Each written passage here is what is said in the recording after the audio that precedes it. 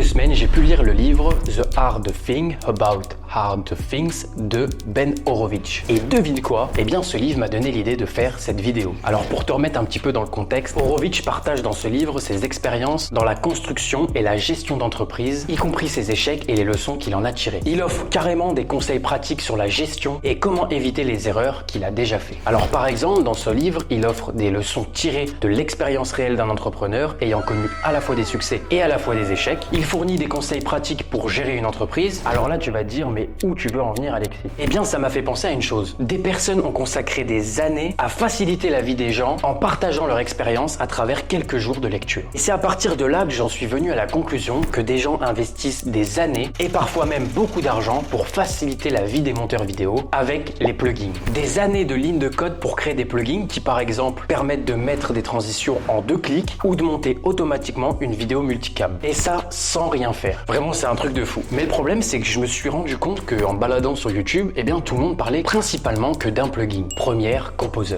Ou de temps en temps, on parle aussi de Motion Bro. Alors oui, c'est des bons plugins, mais ça y est, on les connaît. Il en existe plein d'autres. Et j'ai donc décidé de devenir le Ben Horowitz des plugins. Les 5 que je vais te donner dans cette vidéo sont totalement gratuits. Pas d'inquiétude. Bref, je vais te répondre à la question, quels sont ces fameux plugins? Alors le premier, c'est Premiere Composer. Non, je rigole.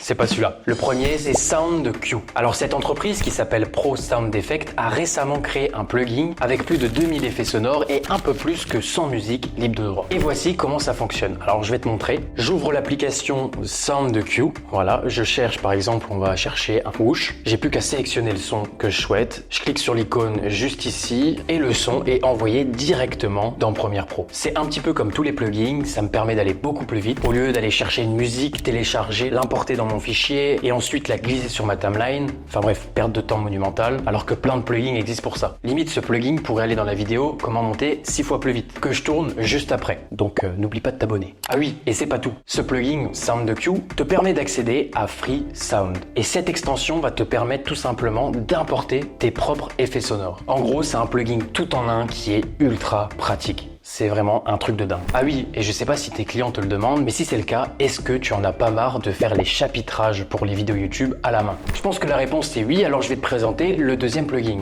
qui s'appelle YouTube Chapter. Ce plugin est disponible directement sur l'application Adobe Creative Cloud. Passons à la démonstration. Alors dans ta timeline, par exemple, tu vas ajouter des marques en appuyant sur ton raccourci. Moi personnellement c'est M. Hop, on va noter chaque section, c'est-à-dire qu'une marque c'est un chapitre, une deuxième marque c'est le deuxième chapitre, etc. Ensuite on va cliquer sur la marque et on va renommer. Donc là par exemple le chapitre 1 de cette vidéo, eh bien c'est le plugin SoundQ. On va donc le renommer plugin SoundQ. Ensuite on va venir dans fenêtre, extension, YouTube Chapter, on va aller chercher le plugin et vraiment là ça va être super efficace. En un clic, les marques se transforment en chapitres pour YouTube. Tout est généré automatiquement, t'as plus qu'à copier-coller et à coller dans la description de ton client. Alors est-ce que tu trouves ça dingue? Si oui, attends de voir les autres. Avant de te montrer le meilleur plugin, si jamais toi aussi tu es monteur, n'hésite pas à check dans la description, j'ai un petit cadeau pour toi. Le prochain plugin, c'est AEJuice. Juice, je sais pas comment on dit. Bon, en gros, en téléchargeant le pack gratuit de ce plugin, tu peux voir que tu obtiens plein